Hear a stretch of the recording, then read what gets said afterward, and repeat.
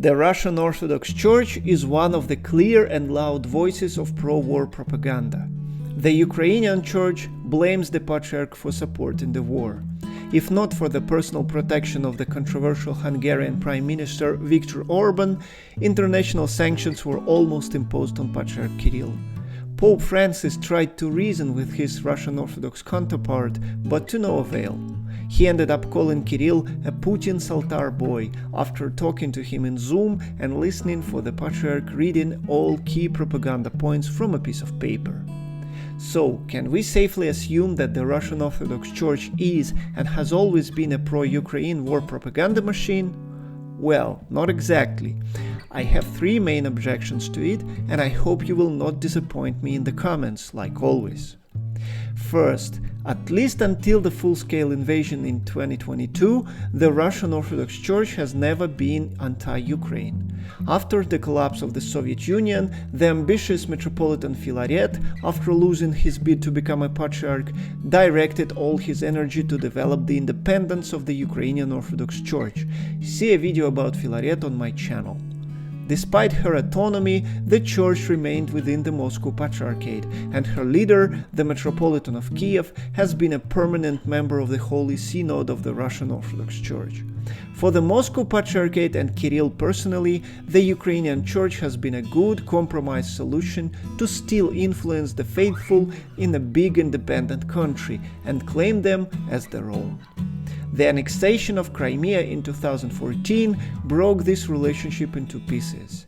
The Ukrainian Orthodox Church, although of the Moscow Patriarchate, is primarily Ukrainian according to her autonomous status. She appoints her own bishops, and even her head, the Metropolitan of Kiev and all Ukraine, is elected from her own bishops and only needs a formal blessing from Moscow.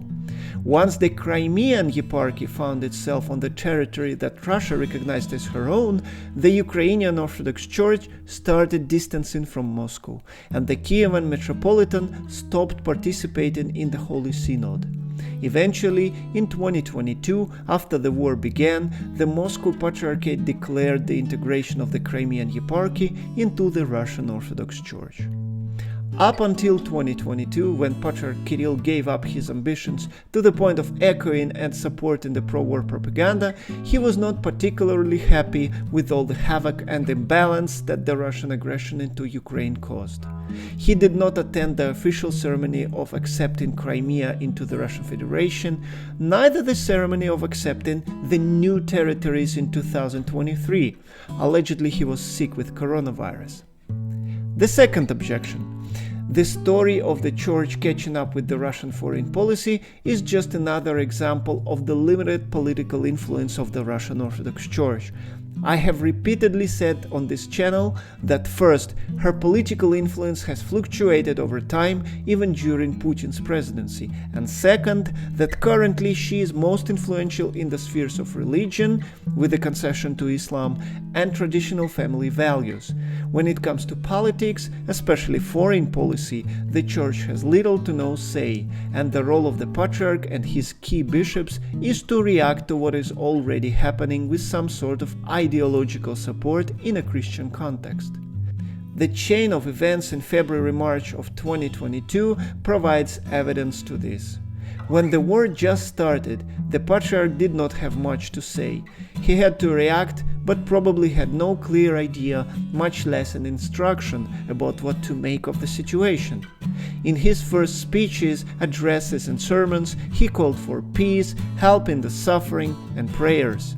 Later on, he added some words for the Kievan Metropolitan Onufriy, and that Russians and Ukrainians are brotherly nations with common roots in the Kievan baptism of the year 988.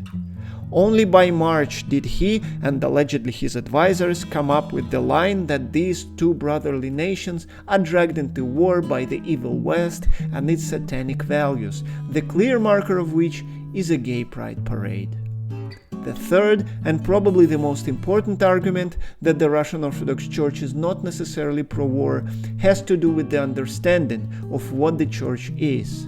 I have repeatedly argued on this channel that the Patriarch is not the Church. The Church is much more than the Patriarch, just like the country is much more than the President.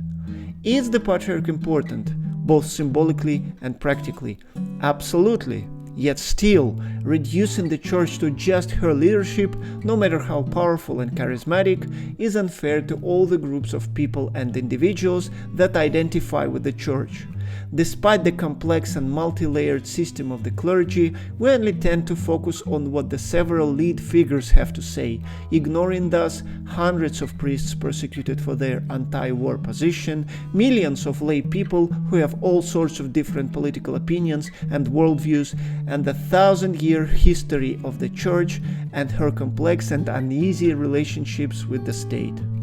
So, after saying all that, can we still claim that the Russian Orthodox Church is anti-Ukraine, pro-war, or something along that line? Let me know what you think in the comments. Please like the video, leave a comment, and subscribe to the channel. I see you all next time.